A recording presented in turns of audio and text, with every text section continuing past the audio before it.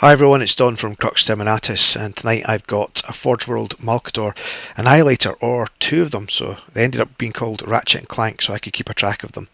So basically two kits, really simple to make, wasn't a great deal to do with them all.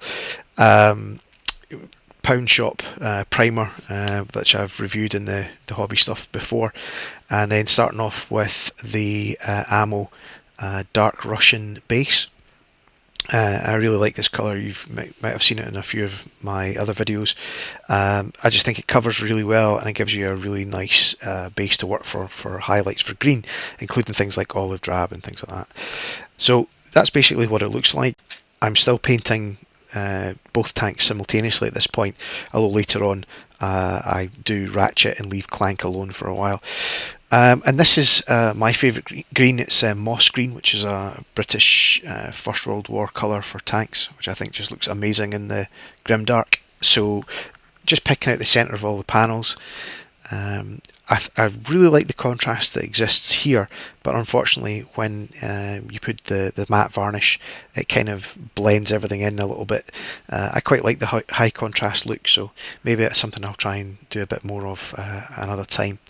But it's just basically picking out the centre of all the panels and leaving the dark area for where all the metal parts join, or anything, shadows or anything like that.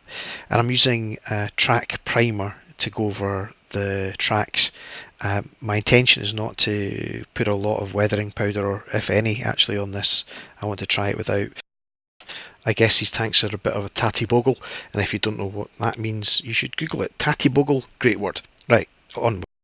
So this is just painting all the details, and then I was making sure that Ratchet and Clank both looked similar, just in case they were beside each other on a tabletop at some point.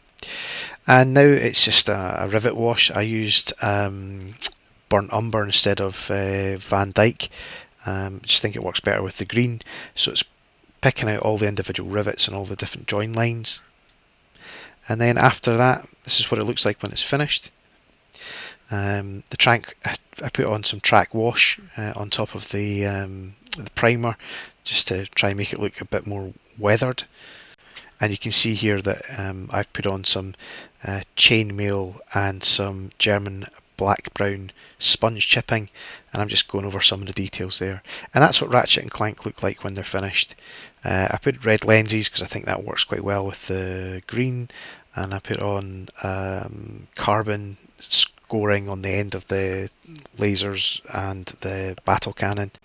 Sometimes people ask me how I make aerials. It's simple. You go and buy a cheap brush out of a DIY store or a pound shop or wherever and cut some bristles off.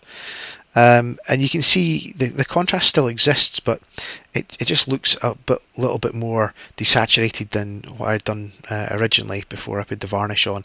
And that's obviously a gloss varnish to do the Rivet Wash, and then a matte varnish to bring it back down. So that's Ratchet and Clank.